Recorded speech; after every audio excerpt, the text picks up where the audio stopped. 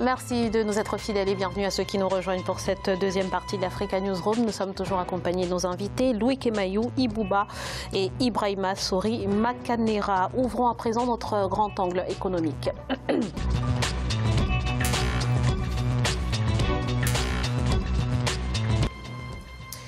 La toute première édition du Salon africain de l'agriculture s'est ouverte ce 12 mars à N'Djamena au Tchad, une édition autour de la transformation des chaînes de valeur agricoles face aux défis économiques, climatiques et sécuritaires. 200 exposants et près de 25 000 visiteurs y sont attendus. On fait le point dans ce reportage de Mahama Ramadan, notre correspondant au Tchad. Les producteurs de plus de 40 pays africains participent à la première édition du Salon africain de l'agriculture qui s'est ouvert ce mardi 12 mars 2019 à N'Djamena, la capitale tchadienne. L'adaptation de l'agriculture au changement climatique et la question du commerce interafricain des produits agro-silvopastoraux constituent les principaux axes qui structurent les échanges. La présence donc traduit la ferme volonté des dirigeants africains et leurs partenaires de fédérer leur énergie et de mutualiser leurs ressources en vue d'accélérer le développement économique de notre continent par l'accroissement du commerce intra-africain, notamment celui des produits agro-silvopastoraux et halieutiques. Plus de 200 producteurs ruraux africains, des instituts de recherche agronomique et des unités industrielles de transformation des produits agricoles ont exposé leur savoir-faire et leurs produits aux visiteurs du Salon africain de l'agriculture. Selon certains experts, les pays doivent miser sur les recherches dans le secteur agricole et la santé animale pour plus de productivité. Il fallait maîtriser cette question de santé pour que le bon état d'un bon point permettait donc une bonne production et une bonne productivité à travers lesquelles on peut avoir et de la viande à exporter et de lait à exporter ou bien à transformer à travers la modernisation qui est déjà très annoncée au niveau du Tchad, surtout par la création des abattoirs et des unités de transformation des produits animaux. Plusieurs panels de débat sur la stimulation, la diversification et le développement des productions à haute valeur ajoutée et la construction d'un espace d'intégration pour les chaînes de valeur agricole en Afrique sont animés par les experts. Louis, il était temps enfin que l'Afrique organise son propre salon de l'agriculture. Je pense que chacun des pays africains devrait avoir à cœur d'organiser un salon de l'agriculture et surtout de soutenir son secteur agricole parce que l'étape qui a été ratée pendant les indépendances, c'est qu'on a eu l'impression qu'on pouvait tout faire en achetant à l'extérieur les produits et en ne valorisant pas le secteur national. Nous avons subi les problèmes que cela peut poser et cela s'est aggravé avec la concurrence de pays de l'Union européenne et des États-Unis qui subventionnent énormément leurs agriculteurs, contrairement à nos pays qui ne le font pas du tout. Et donc ça, c'était la deuxième lame. La troisième lame viendrait avec les accords de partenariat économique qui vont contribuer à davantage désactiver les frontières parce que l'OMC prône aujourd'hui le libre-échange à l'échelle internationale et que nos pays sont très peu outillés par rapport à cela. Et j'espère que cela fera que nous ayons un secteur agricole non seulement suffisamment solide et qui prend soin de ses acteurs, mais également qu'il y ait une relève qui arrive. Parce que au-delà d'avoir des agriculteurs, on devrait avoir aujourd'hui des écoles qui forment également des spécialistes dans ce domaine, en sorte que la chaîne de valeur puisse être assurée par les Africains eux-mêmes en termes de production, en termes d'entretien et en termes de recherche surtout. Parce que c'est aussi un aspect sur lequel on travaille de moins en moins. Et puis qu'on sorte un peu de cette agriculture de rente qui fait qu'on ne vend que des produits qui vont à l'extérieur sans transformation aucune et qui ne nourrissent pas les populations. Nous ne devrions plus avoir à porter ce défi de l'autosuffisance alimentaire en dépendant de l'Asie pour le riz et en craignant qu'un tsunami vienne nous rendre incapables de nous nourrir juste parce que nous ne produisons pas assez de riz pour nous nourrir nous-mêmes. Justement, M. Makanera, quel peut être l'apport de ce genre de salon? Il était temps, le festival consacré au cinéma a plus de 50 ans, alors qu'aujourd'hui l'Afrique souffre plus de problèmes alimentaires qu'autre chose. Je pense que mais ne faisons pas un parallèle avec le cinéma. Chaque secteur doit être développé, mais je pense que l'agriculture était le parent pauvre de l'économie africaine. C'est ce que je veux dire. Je dis 50 ans après, On pense au salon de l'agriculture, alors que l'Afrique souffre plus de l'alimentaire qu'autre chose. Ce qui est une bonne chose. Je pense que ça vient au bon moment, au moment où aujourd'hui nous sommes en train de mettre en place, l'Afrique est en train de mettre en place sa zone de libre-échange continentale africaine, qui annonce des bonnes choses aussi. Seulement, on peut avoir quelques bémols. D'abord, on est au début, c'est normal, parce que c'est un marché intégré qui est basé sur des normes désintégrées. Mais je pense que c'était tout un processus, ça finira par s'arranger. Je pense que le problème agricole doit être la priorité des Africains quand même, parce que c'est ça, c'est la première des choses. Avant de penser à l'enseignement, avant de réfléchir à autre chose, il faudrait quand même que le ventre soit un peu rempli avant. Monsieur Ba. Je crois que ça, ce salon est une très belle idée, une idée émancipatrice, donc pour pouvoir consolider surtout les relations donc, entre les pays africains et surtout flirter avec cette réalité donc, de l'autosuffisance alimentaire. Je crois qu'il est temps, avec tout ce sol que l'Afrique a, avec toute cette richesse que l'Afrique a donc, pour pouvoir mettre son agriculture en berne et en valeur, je crois que nous sommes vraiment en retard. Depuis les années 60 jusqu'à aujourd'hui, c'est même honteux pour moi, à ma vision spontanée des choses, de voir qu'aujourd'hui, que c'est en ce moment que les Africains pensent quand même à créer un tel salon. Cela devait être fait depuis très longtemps. L'Afrique est immense, l'Afrique est riche, l'Afrique a un sous-sol riche, l'Afrique a un terre fertile, l'Afrique donc pour pouvoir flirter donc avec cette autosuffisance alimentaire. Et je crois que cette façon de faire ne pourra que consolider et montrer la route aux frères qui sont là, qui font partie effectivement donc de cette petite communauté. Et je pense qu'il faut surtout qu'il y ait un changement de paradigme, parce que l'impression que l'on a, c'est qu'aujourd'hui, l'Afrique n'arrive pas à suffisamment diversifier son économie. Et diversifier, c'est sortir du schéma où c'est les produits des mines qui forcément tirent vers l'avant l'économie. Les matières premières. Les matières premières, le pétrole, et même dans le domaine de l'agriculture, les produits de rente. Il faut qu'on sorte de cela, parce que récemment, j'ai regardé un reportage où on parlait du Kenya, par exemple. Il n'y a pas très longtemps, c'est les tulipes que le Kenya vendait et qui ont fait presque sa fortune. Ils sont aujourd'hui en train de se lancer, en lieu et place des produits de rente, ils sont en train de se lancer dans la culture des avocatiers, par exemple. Et ça leur apporte énormément. Donc je pense que l'Afrique devrait de plus en plus non seulement songer à produire différemment, faire en sorte que l'intégration africaine par l'agriculture se produise, mais que l'autosuffisance également par l'intégration soit possible. Si les Kenyans font de très bons avocats, pourquoi est-ce qu'on ne devrait pas laisser par exemple les Sénégalais faire du bon riz et voir ailleurs ce que d'autres peuvent produire? Je crois qu'Ahmed Sékou Touré, d'ailleurs, Ahmed Sékou Touré avait véhiculé cette idée même pendant les indépendances. Vous voyez la Guinée forestière aujourd'hui chez vous, monsieur, où donc ce que vous voyez, les Guinéens sont trempés dans l'agriculture. Et ça, c'était un message pour les Africains. C'était le seul moyen. Mais l'idée, c'est pas juste de parler de retour à la terre. C'est que nos agriculteurs sont très âgés pour la plupart.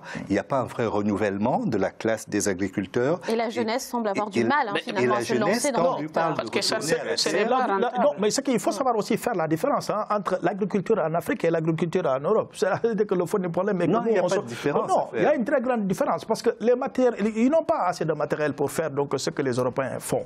Et on doit arriver à cette étape-là. Mais ça ne leur est pas tombé dessus aux Européens. Non, mais c'est pourquoi j'ai donné cet exemple de la Guinée, où Sékou Touré a compris cela et a imposé cela aux Guinéens. À l'époque. Voilà, à l'époque. Non, mais oui, mais ça devait être pérennisé. Ça devait être pérennisé. Tout n'est pas mauvais ou tout n'est pas faux chez Ahmed Sékou Touré. Aujourd'hui, vous avez parlé d'un exemple qui est patent et qui est très bien. Vous dites que, par exemple, si le Sénégal fait du riz et que la Guinée fait des mangues et autres, donc ils font, et que le Kenya fait les avocats, je ne sais pas, la Côte d'Ivoire fait son café cacao. Donc je crois qu'on pourra quand même flirter un jour avec cette autosuffisance alimentaire-là. C'est important qu'aujourd'hui, que l'Afrique puisse quand même venir en Europe pour essayer quand même de chercher. Il faut une phase agro-industrielle. Moi, ce que je pense, c'est qu'il faut une phase agro-industrielle qui fasse que le secteur de l'agriculture, à lui tout seul, se suffise. Et que quand on n'a pas de problème de conservation, on peut vendre plus tranquillement. Je pense que vous avez touché pour préparer justement l'agro-industrialisation, il n'est pas judicieux de commencer par exemple par urbaniser les zones zone rurale. Mais le problème de l'Afrique, ce qui est constaté par beaucoup de spécialistes, c'est qu'on a un problème de transport énorme. Beaucoup de fruits, beaucoup de récoltes périssent. Faute de transport. Il y a pas, en Guinée, c'est encore... Faute de transport. Entre autres, surtout problème de transport et de conservation. Le nombre de mangues qui pourrissent en Guinée, c'est énorme. Sur pied. Mais absolument. Le problème aussi, c'est que pourquoi on ne cultive que des produits destinés à l'export. Ce qui est exporté en Occident, ce sont des produits qu'ils n'ont pas. Les produits que les Occidentaux ont sont vendus chez nous, des produits subventionnés. Ce qui veut dire que dans beaucoup de situations, cultiver ces produits ne sont pas rentables. C'est pourquoi on se spécialise. Non, attention. Si vous êtes en Guinée, ils avaient, comment dirais-je, la moyenne Guinée, la population de la moyenne Guinée avait été incitée à produire des pommes de terre. Les pauvres, ils n'ont pas de machine. Ils cultivent, après, sont des pommes de terre subventionnées qui tombent en Guinée. En général, ce sont nos dirigeants qui sont derrière. À quel jeune vous allez dire d'aller travailler pendant 6 mois et que sa pomme de terre vienne être concurrencée par des pommes de terre subventionnées? Non, mais c'est aussi ça le problème. Louis. Moi, je pense qu'au-delà de cela, il y a un aspect dans le discours d'Idriss Déby qui a retenu mon attention. C'est le fait qu'il faut aujourd'hui désenclaver au niveau des pays africains, ouvrir les frontières pour qu'il y ait circulation. Ça doit circuler, ça doit être possible parce que le Tchad, par exemple, en matière d'élevage, est en train d'industrialiser véritablement. Il a un cheptel très important, il a des abattoirs qui sont assez efficaces, il exporte énormément vers de nombreux pays, y compris vers l'Arabie Saoudite, la Turquie et l'Algérie. Donc ça montre qu'il y a un vrai savoir-faire. Mais ces savoir-faire-là ne doivent pas rester uniquement au Tchad. Ils doivent profiter à tout le monde. Et le Tchad est un pays sahélien. Il faut se battre également pour faire reculer le désert. Et tous ces enjeux-là, pour moi, sont des enjeux très importants que l'Union africaine devrait inscrire dans son agenda par rapport à 2063, quand l'Union africaine fêtera son centenaire. Donc je pense que ce sont des sujets beaucoup trop sérieux pour qu'on les aborde simplement en disant qu'on est en opposition avec tel ou tel autre. Non, il faut que ce soit vraiment une projection africaine, une idée qui permet de faire que l'Afrique s'autosuffise sur le plan alimentaire, s'autosuffise au niveau de l'agro-industrie et que les produits qui ne sont pas vendus à l'extérieur puissent être consommés en Afrique. Parce que n'oublions pas, le café, le cacao, le pétrole, tous ces produits-là, leurs prix sont fixés à l'extérieur. Nous les produisons, nous n'en fixons pas les prix. Or, sur les produits agricoles, à défaut de les fixer, nous pouvons au moins les consommer. Alors, le développement agricole aujourd'hui fait face à un nouveau défi qui est celui du changement climatique. D'ici 2025, les 2/3 des terres agricoles seront incultivables si rien ne change. Comment faire face à ce nouveau danger, Monsieur Ba? Mais je crois que il faudra aussi statuer les choses en fait. Cela est une réalité patente au niveau de l'Europe, mais pas en Afrique. Il faut se le dire, la vérité. Nous avons beaucoup d'espace, cultivables plutôt. Nous avons qui est tout à fait différent de l'Europe. C'est vrai que bon, voilà, la cause climatique est quelque chose de très important et de réel. Mais je crois que même si ça peut nous appauvrir, nous Africains, je crois que très peu, pas comme l'Europe en fait en quelque sorte. Aujourd'hui, il est temps que les Africains puissent quand même ouvrir les yeux et essayer de voir ce qui est possible de faire, comme a donné donc cet exemple Idriss Déby.